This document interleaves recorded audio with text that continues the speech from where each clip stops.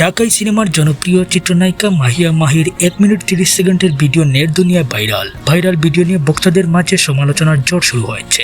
ব্যক্তিগত কারণে দীর্ঘদিন তিনি বড় পর্দা থেকে দূরে রয়েছেন, যদিও এরই মধ্যে কাজে ফেরার ঘোষণাও দিয়েছেন। বেশ কিছু স্টেজ শো ও বিভিন্ন ফটোশুটে তাকে দেখা গেছে। কথা চলছে নতুন সিনেমার বিষয়েও।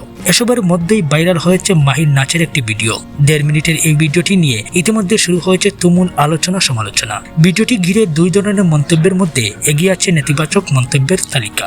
নাচের ভিডিওতে দেখা গেছে শরীর চর্চার মতো কসরত করছেন নাচের মুদ্রায়, কখনো আবার নিজেকে আবেদনময়ী রূপে উপস্থাপন করেছেন। ভিডিওতে তার এমন অঙ্গভঙ্গি পছন্দ করেছেন অনেকেই, আবার কারো কাছে হাসির কুড়াকো হয়েছেন এই চিত্রনায়িকা।